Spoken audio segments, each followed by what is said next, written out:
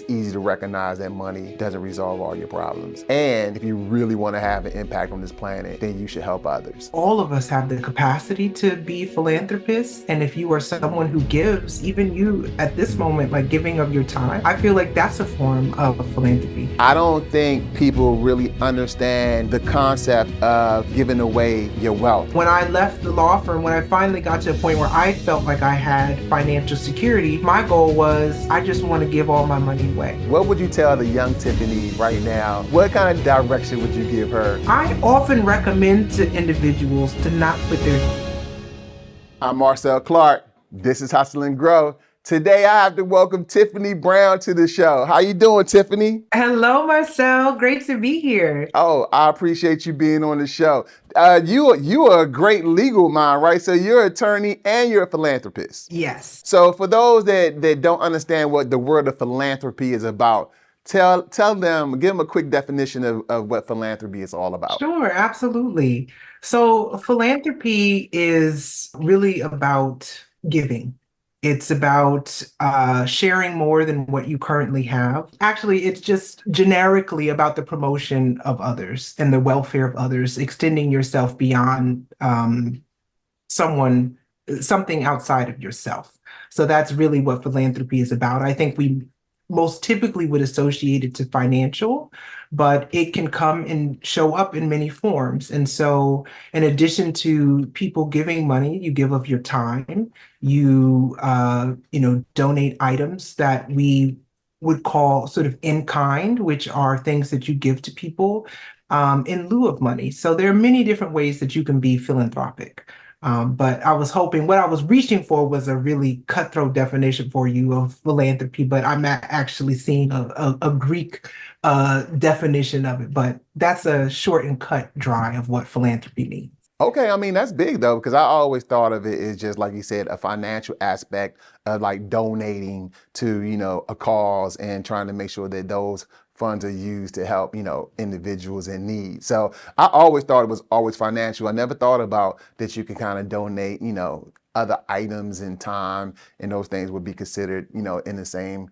philanthropic world. So that's interesting. So tell us how did you actually breach that world and what made you get involved? I love where you're starting with this, Marcel, because I feel as if my approach to philanthropy was one in which I didn't see a lot of people like myself.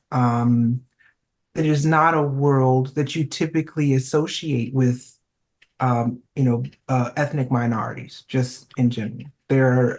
It is a world that I think most people assume are for the established, for the elites, for people who are sort of oozing with wealth, like they're in a position to be generous with their time and money. But, just thinking about sort of the root of the word and what it means, some of the most generous people are really a lot like, I think sort of biblical references to sort of like, the widow's mite or people who are giving of what they have. And so I feel as if all of us have the capacity to be philanthropists. And if you are someone who gives, even you at this moment, like giving of your time, like I feel like that's a form of philanthropy. So when I got into it, I felt like I was breaking into a world and that people were going to show me something about how to be more generous and more philanthropic. Now that I'm in this world, I realize that I already embodied all of those things, and that money really is like a small part of it. I would say that my eyes got turned into levels of generosity that included finance at a very young age. I shared with you when we first met that I had gone and been a recipient of a scholarship to a boarding school when I was in my last 2 years of high school. And that organization that I was a part of had a pipeline where they were looking for underserved individuals, ethnic minorities to sort of show up in these spaces that were predominantly white. And so they created a pipeline. The organization was called A Better Chance. And they created this funnel to help expose people, young people, to private college, private preparatory schools. And so that was sort of my first introduction into sort of a financial realm that was something greater than what I had experienced when I was growing up in rural North Carolina. So how have you used that to your advantage, knowing that you're like one of the rare minorities that's actually in the field? And I'm sure, again, when you're clearly a minority, you're sticking out like a sore thumb. How have you dealt with that challenge?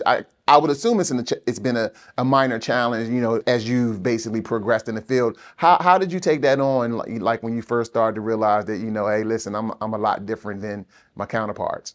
It's interesting. I feel as if that's where sort of like having additional knowledge, and I feel like for anybody who's ever received something as a gift, it's very important to know sort of what the intention of the giver was. And so even in the case of the school, like I remember showing up at this school, my parents had um, really tried to get us into private schools when I was young. And I think the most expensive school we went to might have been like $300 a month, which is a lot of money when you can get a free public education. And if you have three children, that's $1,000 a month. And so I kind of went into the school feeling I was sort of like a charity case. And I think that a lot of people, when they engage in any type of situation where they're seeing large amounts of money going out, that's sort of what you feel, as if you're happy to be accepted. When I joined the board, because now I'm actually on the board, I'm the board of trustees of this school, I found out that the history of the school was all built around benevolence. It was actually a school that was designed for missionaries to educate students who would then become missionaries. And it really looked to bring in students who were lesser means, regardless of their backgrounds. And they actually had started a campaign. I mean, it was started in the 1800s, so I don't think campaign was the word that they were going for. But the idea was essentially that, or the 1900s, excuse me, the idea was that if you could afford to send one kid to this school, then you can afford to send two. So if you were wealthy and you could come to this school, you had to pay for not only your child, but somebody else's child to go with you. And so I didn't know that. But then going into this space, my mindset was just, I should just be happy to be here, not realizing that I was actually fulfilling what was the overall purpose of the school to begin with. And so I feel like a lot of times when I go into spaces and I am the only one, there's initially sort of this intimidation factor of, wow, I should just be happy to be working for this philanthropy that has an $11 billion purse that they want to allocate funds. But the reality is the whole purpose of a lot of these organizations are to extend beyond the communities in which the individuals themselves have come from. And what has been very eye-opening for me, even being on the board, were a lot of the individuals who are now on the board, who are in a position to give, many of them have gone and said, I too was a scholarship person, even though I'm white and I was in the Midwest, and you think that my background was a certain way, I wouldn't have been able to come to this school or been in this program if I also didn't receive a scholarship. So I would say my path has been one where it started off feeling as if I wasn't ever meant to be part of the picture, that I kind of pushed my way into philanthropy. But the reality is we're all meant to be part of it.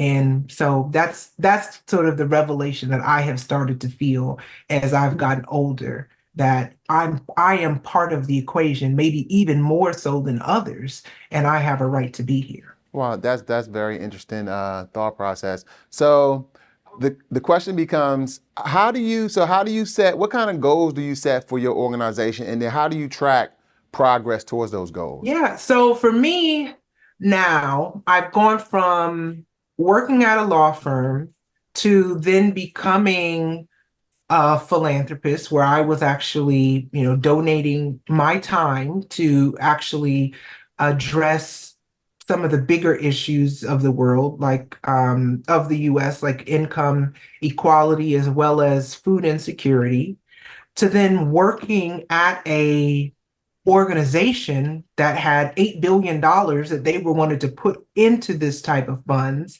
to now being part of the team of people who are creating programs that can be funded.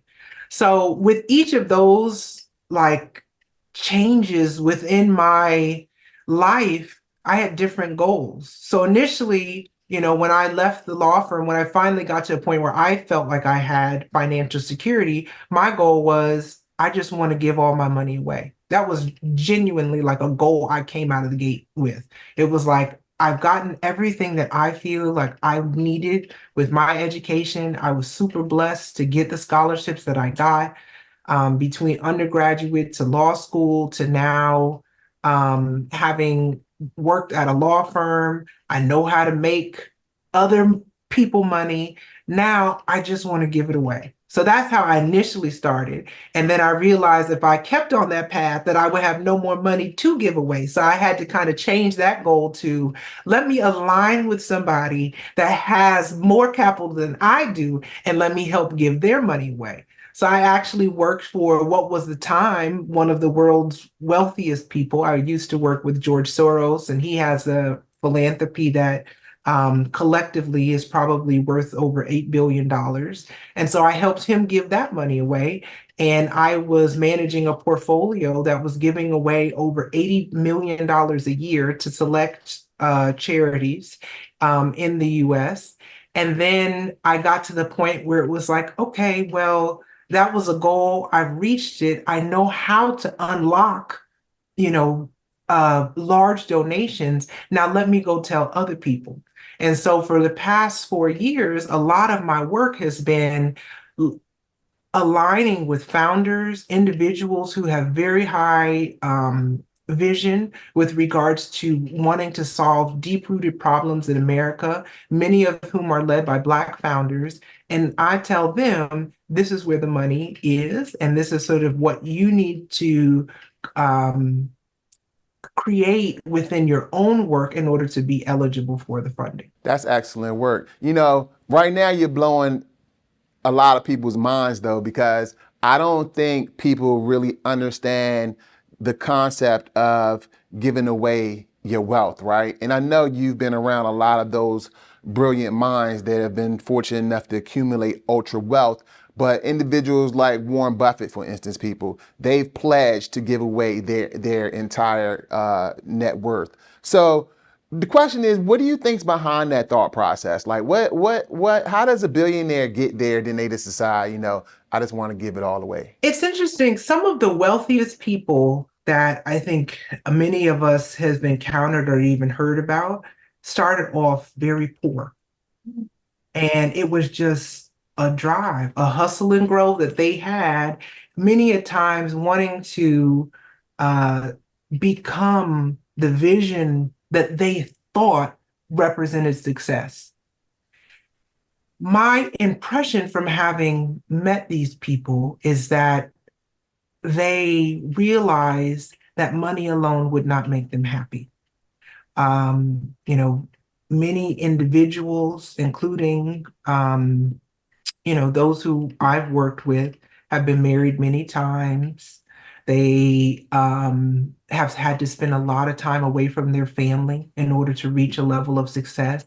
They haven't maybe been able to be the parent that they thought they wanted to be because they had to put so much energy and time into their work.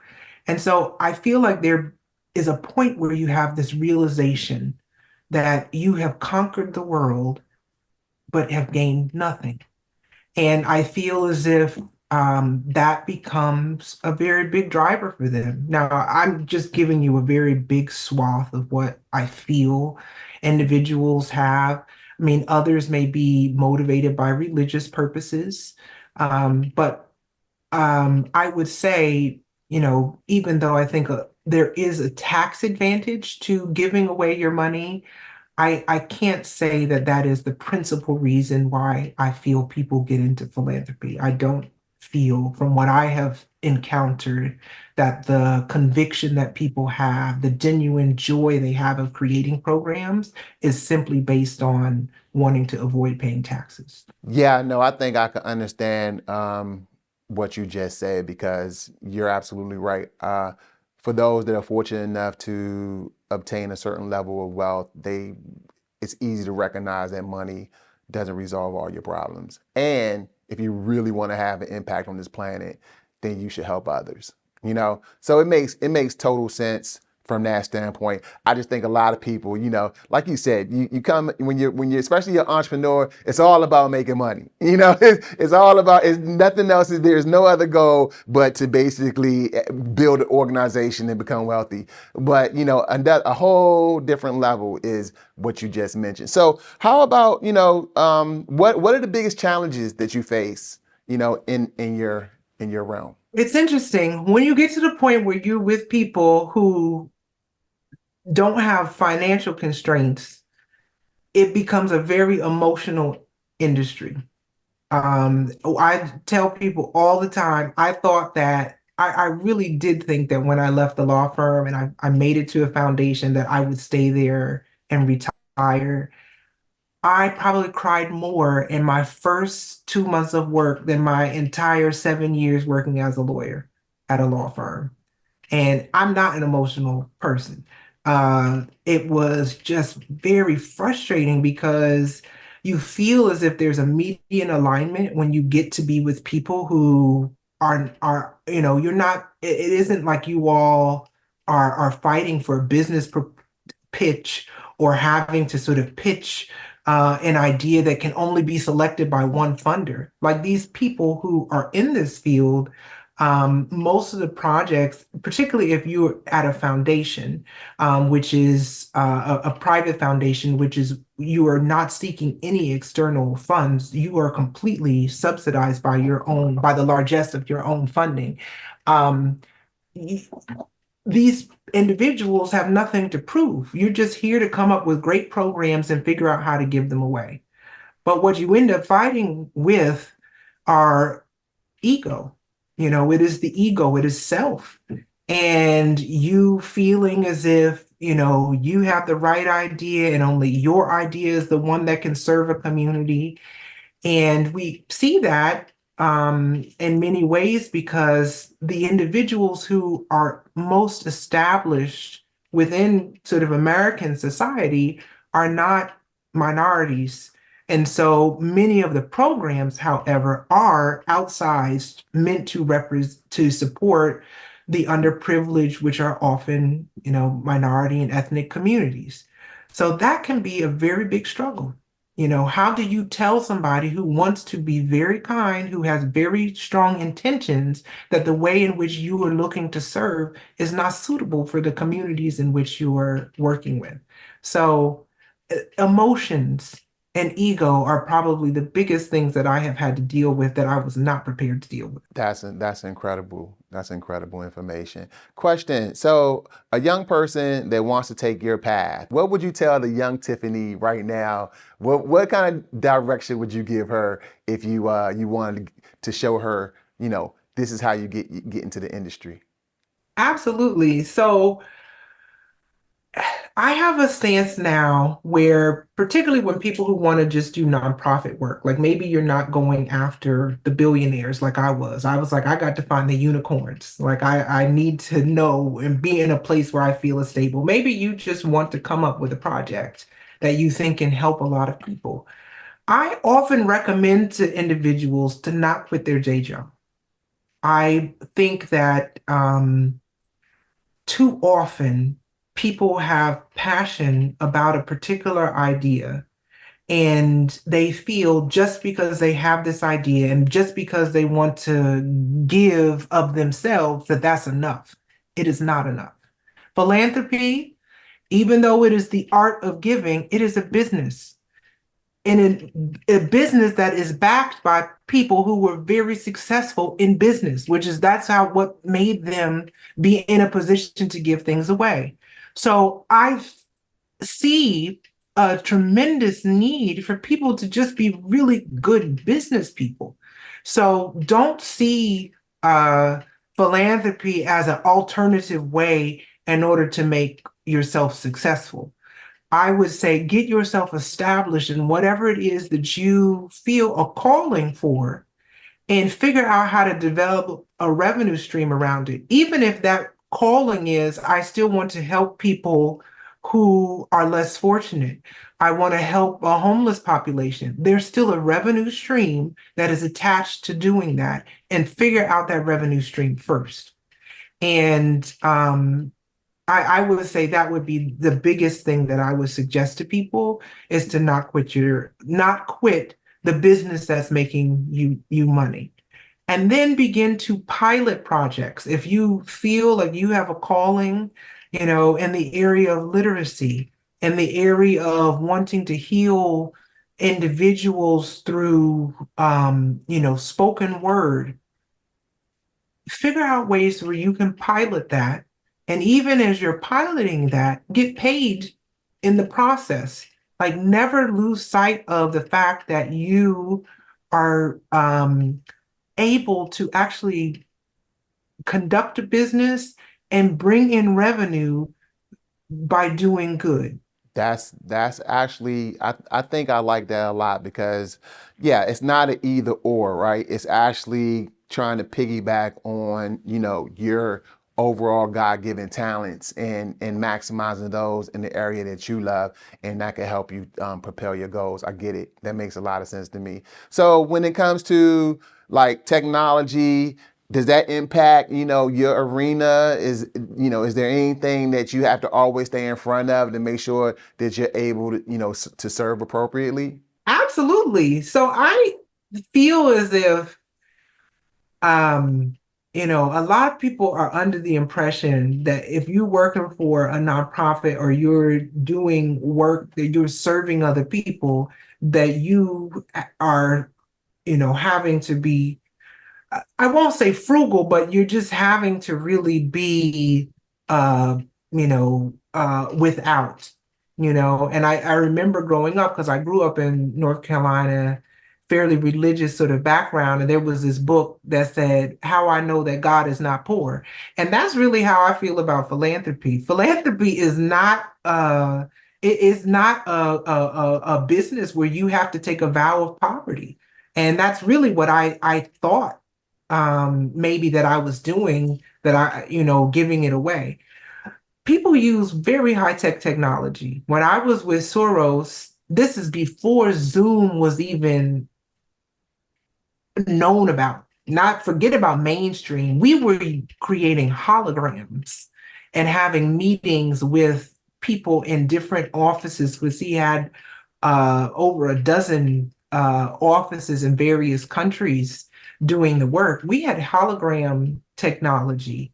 And right now, I think that's been replaced by Zoom because Zoom makes it feel like you're up close and personal, but it was basically like full screen technology so that similar to how we're looking at each other on the side of a desk, I would be able to see your desk and see your feet, and it would be like we were right in front of each other. So they use very big technology at some of the places. I also feel that, I had a great conversation with a client yesterday where we were talking about integrating AI and how there was a time where we might spend 6 months coming up with a project proposal and thinking about how we were going to create impact.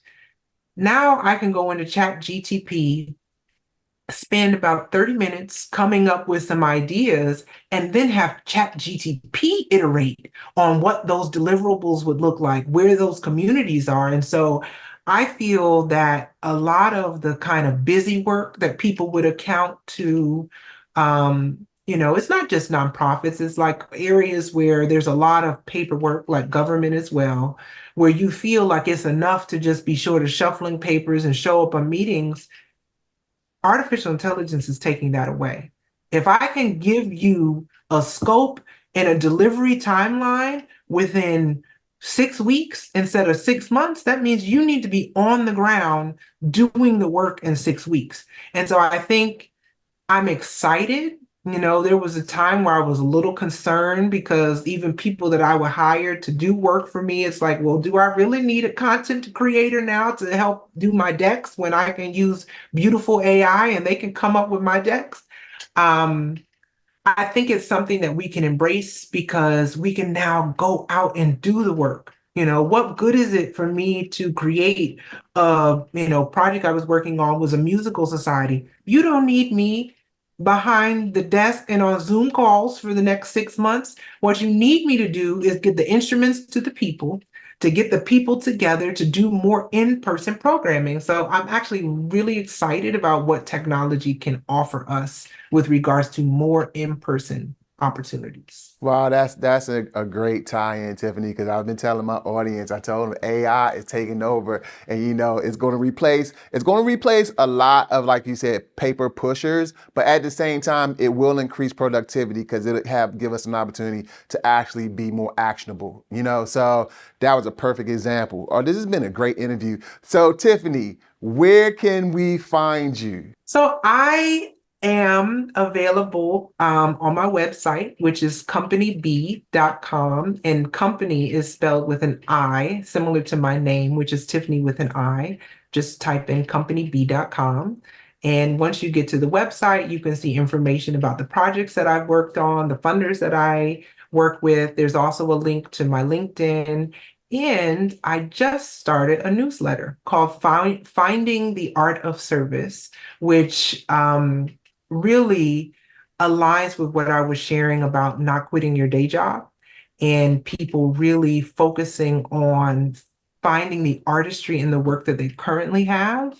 And then, based on the abundance of that work, then you can be more philanthropic. Wow. So I like that about, could you say your newsletter one more time so people can make sure that they find it? Yes, it's called Finding the Art of Service, and um,